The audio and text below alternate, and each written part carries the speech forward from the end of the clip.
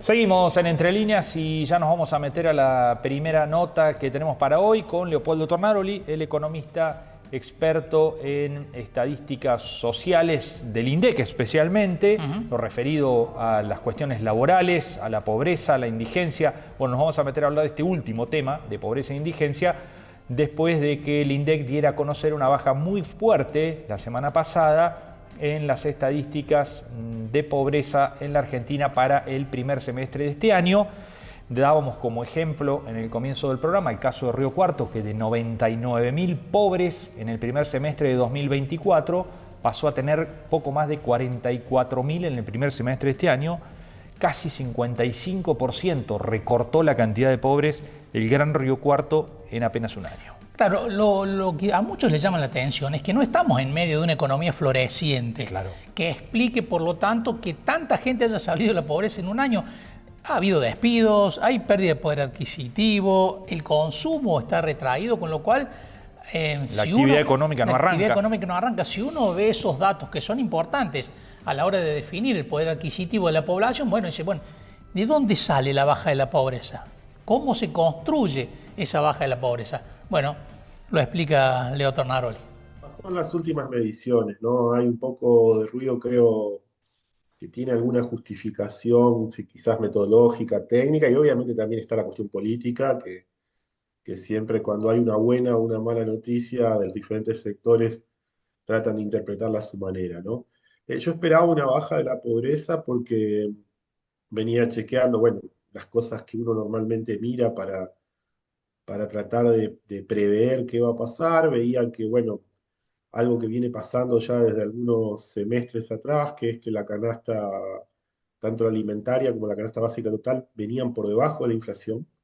Eso en general supone una baja de la pobreza, porque si los precios de los productos que se usan para medir la pobreza crecen menos que la inflación, eso normalmente supone una baja de la pobreza. Y después también la actividad económica.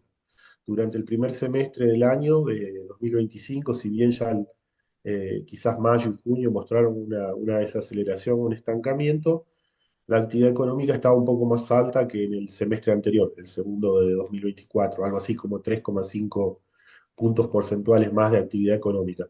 Estas dos cosas conjuntamente me decían que era casi seguro que la pobreza iba a bajar en la medición. Mi estimación en ese momento era unos 3,5 puntos o algo así. Uno sabe que obviamente hay otros factores que juegan, además de estos dos, sobre los que uno no necesariamente tiene información siempre al momento de proyectar. Uno de esos era la desigualdad, y INDEC recién va a dar esta semana el dato de desigualdad, pero implícitamente en los datos de pobreza se observa que va a haber una mejora en la desigualdad. Cuando la desigualdad cae, el crecimiento del producto, la mejora de la actividad económica en general repercute con mayor fuerza en la tasa de pobreza, y lo contrario pasa cuando la desigualdad aumenta. Cuando la desigualdad aumenta, un aumento determinado del producto tiene un impacto menor en la pobreza que el que tendría si la desigualdad no se modificara o bajara. Y después en el reporte de INDEC también hay un dato más, que es que el ingreso promedio durante el primer semestre respecto al semestre anterior creció 7,7%, y ese para mí fue un dato, no sé si diría inesperado, pero es algo que todavía, dado que INDEC no publicó los microdatos de la encuesta, no tengo una explicación clara de dónde viene ese crecimiento. Dado que el crecimiento del producto fue 3,5, no hubiera esperado un crecimiento tan fuerte del ingreso de los hogares. ¿Hable, Leo, ese crecimiento tan fuerte o es una duda que queda metodológicamente, por lo menos? No, yo creo que es una duda que lo veremos en los datos. En los semestres anteriores hubo algo relacionado, o yo al menos encontré algo relacionado con el subreporte de ingresos. En las encuestas de hogares de todo el mundo, no solo de Argentina, los hogares tienden a reportar un ingreso menor al que tienen, ¿no? Siempre pasa eso. Eh, Eso es posible chequearlo en algunos casos porque hay fuentes alternativas. Por ejemplo, el ingreso privado registrado, los trabajadores privados registrados, los que son entrevistados en la encuesta con la que se mide la pobreza, reportan su ingreso mensual. Pero además uno tiene una fuente alternativa en Argentina, que es el Sistema Integrado Previsional Argentino, el SIPA, y ahí uno puede ver eh, cuál es el subreporte, o sea, qué porcentaje de menos declaran, por así decirlo, ese porcentaje de subdeclaración era creciente en el tiempo. O sea, los hogares tendían a declarar cada vez menos. No era mucho menos, pero por ejemplo, si hace 5 años reportaban 75, después hace 2 años estaban 73 y ahora están 70, por ejemplo. Y a finales de 2024 parece haber habido un salto hacia arriba, o sea, una mejora en la captación de ingresos, y los hogares que estaban más o menos reportando el 70 volvieron a reportar el 75, 76, un valor similar al que reportaban 5 o 6 años atrás, ¿no? Y esto tiene un efecto en pobreza que lo diríamos que es artificial, porque o sea, no es que los hogares ganan más, sino que ahora reportan mejor, no es que las condiciones de vida de ellos cambiaron. ¿Por qué ocurre esto? Es difícil explicarlo, saberlo con la información que tenemos disponible. Una razón puede ser la baja de la inflación.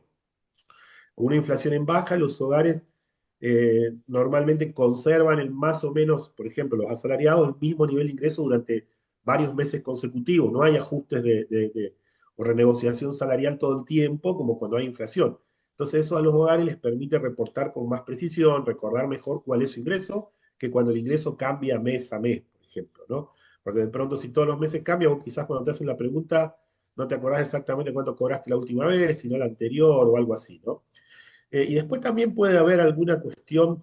En la EPH, en la encuesta de hogares, se introdujeron algunas modificaciones en el cuestionario hacia finales de 2023, pero no modificaciones directas en las preguntas de ingreso.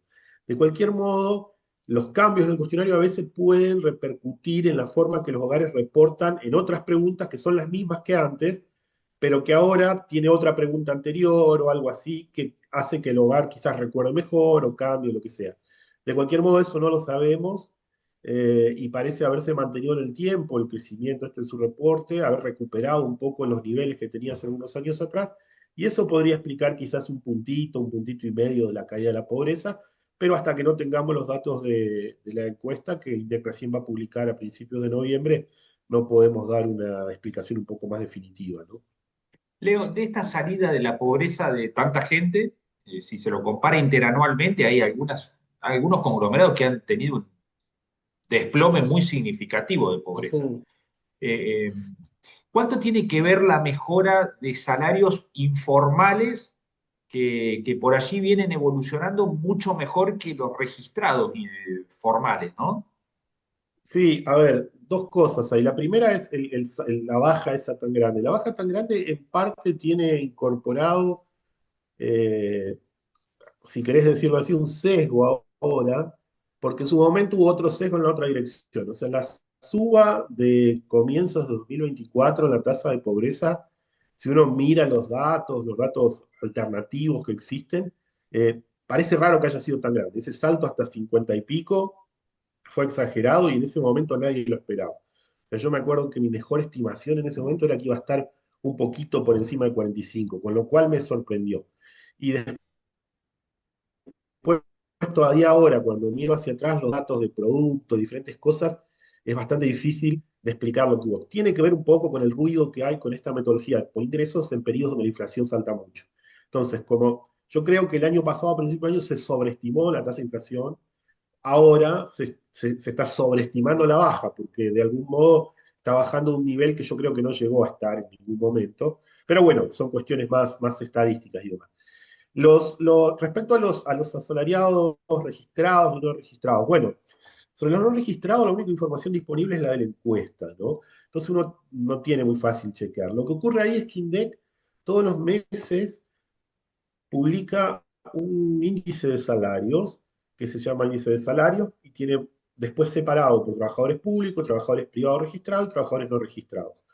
Ese índice es bastante peculiar, un poco complejo, y de hecho INDEC entiendo que a comienzos del año próximo va a tener una versión nueva y un poquito mejor de ese índice, y yo creo que lleva un poco a confusiones. Ese índice está mostrando efectivamente que los ingresos de los no registrados le vienen ganando a los registrados durante varios meses, pero es lo que se llama un índice de salario horario que tiene que ver, no es el ingreso total mensual, tiene que ver con algunas cositas muy particulares. INDEC lo mide en el caso de los no registrados promediando 5 meses, una cosa así. Cuando uno va a la encuesta propiamente dicha y mira el ingreso total mensual de los no registrados, que es el que finalmente importa a la hora de medir la pobreza, ve que efectivamente en los últimos trimestres creció por encima de los registrados, pero si uno mira la serie completa, desde finales de 2023, de antes de la asunción del gobierno hasta la actualidad, el crecimiento está todavía por debajo de los registrados, porque la caída de los no registrados fue muchísimo más fuerte en ese comienzos de 2024. Fueron los que más sufrieron junto con los trabajadores públicos. O sea, si uno ve la B es hacia abajo, la caída, la pata es mucho más larga, y luego sí, ahora viene recuperando más rápido, pero todavía los registrados están por encima. O sea, no están por debajo de los registrados. Sí, los no registrados recuperaron más que los trabajadores públicos, que son los únicos. Bueno, después uno puede hacer diferentes sectores y demás, pero en esas tres categorías, privado no registrado y público, los públicos son los únicos que todavía están por debajo de los niveles de salario de 2023. Leo, vos mencionabas al principio el ruido, ¿no? Que se suele intensificar con respecto a las mediciones en una época electoral como esta. Sin embargo, ha habido varias renuncias en el INDEX. Hay algunos datos en que, bueno, ha habido cuestionamientos en cuanto a la veracidad de los datos. ¿Vos pensás que sigue siendo confiable, que sigue teniendo la confiabilidad del organismo eh, a pesar de todo este ruido? Sí, yo creo que sí. A ver, desde el punto de vista de la honestidad y demás, no veo que haya nada de manipulación de datos en ese sentido, ¿no? Después están las lecturas del gobierno y otras áreas del gobierno, que obviamente son lecturas donde uno trata siempre de leer lo que da mejor y dejar a un costado lo que da peor. Creo que el principal problema del INDEC, digo, y esto un poco desconociendo los detalles, pero quizás como el de cualquier otro organismo público en Argentina, es la cuestión presupuestaria. Tener un instituto de estadística riguroso y demás, para tenerlo es necesario tener técnicos de nivel que ganen bien y demás. Y en el contexto actual de Argentina es poco probable que eso esté ocurriendo. Y también quizás las renuncias que ha habido muchas veces tienen que ver con esto. Personas que quizás encuentran que trabajar en el INDEX supone un sacrificio económico, incluso para ellos, porque quizás en el sector privado tendrían mejores resultados. A mí es una pregunta, por ejemplo, que me hacen habitualmente, ¿te gustaría? Y yo digo, no, la verdad que ni siquiera me conviene, digamos, ir a trabajar a un lugar como INDEC. O sea, con lo cual hace difícil, yo entiendo que están haciendo un esfuerzo enorme, pero posiblemente estén corto de gente, corto de presupuesto y demás, porque además toda esta cuestión estadística es algo que se está moviendo muchísimo con todo lo de la inteligencia artificial, con las diferentes formas de captar datos, y hay que hacer muchísimas modificaciones, y a veces no es tan sencillo incorporarlas así de golpe, porque tienen que pasar protocolos, se tienen que aprobar cosas y demás. Yo valoro el trabajo que hace INDEC, veo que a veces evidentemente no dan abasto para hacer todo a la velocidad que lo deberían hacer, las demoras con el censo, por ejemplo, la implementación de la nueva canasta para medir la pobreza o para medir la inflación, todas esas cosas que están llevando muchísimo tiempo y creo que tienen que ver más con problemas de falta de personal o lo que sea, que con cuestiones de decisiones políticas dentro de INDEC de demorar ese tipo de cosas, ¿no? Por último, Leo, ¿cómo imaginás para adelante? Porque actividad económica que mencionabas aflojó en el segundo trimestre. Muchos dicen, bueno, está casi que estancada. La inflación bajó, pero bueno, llegó a un piso en el que le cuesta perforar, por lo cual no sé si habrá mejora de inflación de aquí para adelante muy significativa. ¿Con esos datos es esperable que siga bajando la pobreza? No, o sea, ahora ya estamos casi en el tramo de que dependemos mucho bueno, de la creación de la actividad económica y de la creación de empleo, ¿no? Obviamente hay algún margen más para bajar la inflación, pero ya dependemos mucho más de eso. Y hoy, justo en este mes que está por empezar, en octubre, bueno, sabemos que es un mes un poco crucial por el resultado de las elecciones, no tanto por quién gane o quién pierda, sino por el impacto que tenga, cualquiera sea el resultado, ¿no? Si efectivamente hay una inestabilidad después del resultado de las elecciones, si es negativo para el gobierno, como el gobierno dice todo el tiempo, si no ganamos pasa esto, pasa lo otro, eso va a repercutir en las dos dimensiones que mencionaste, ¿no? Seguramente va a repercutir tanto en la inflación a través del tipo de cambio, como también en la actividad económica. Eh, yo digo, más allá de que gane el gobierno, o sea, el mejor escenario posible para el gobierno, Efectivamente concuerdo con vos de que es probable que no tengamos mejoras muy amplias en lo que resta del año. Y en todo caso queda la expectativa de ver qué pasa el año que viene, que bueno, ya no es un año electoral y que el gobierno, digamos, en ese sentido no va a tener excusas para hablar de inestabilidad y ese tipo de cosas, ¿no? Pero sí, la inflación, la pobreza ahora está en 31 y algo, ya no está tan lejos del piso histórico de los últimos años, con lo cual efectivamente si no crecemos y generamos empleo de calidad no vamos a ir mucho más abajo de aquí.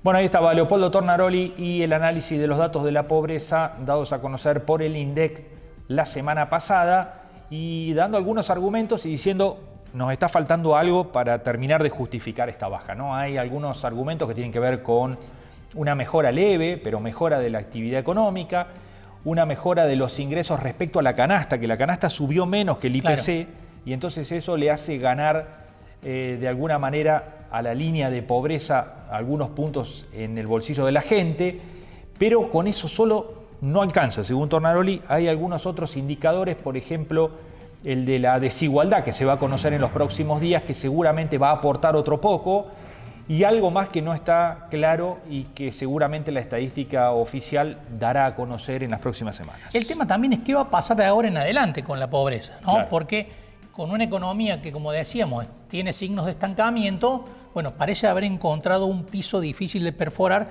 si no mejoran las condiciones y si la economía no crece de manera fuerte y sostenida de aquí para adelante. Así es, porque además la inflación, que es el otro indicador que permite ir ganando ingresos, en la medida en que cae la inflación, los salarios y los ingresos en general logran superar esa barrera. Bueno, esa inflación hoy está navegando en un estancamiento, ¿no? Allí entre el 1,5%, 2,5% y así no se mueve. Si no sigue cayendo, va a ser también difícil que la pobreza siga retrocediendo en la Argentina. ¿Vamos a la pausa? Vamos. Enseguida volvemos.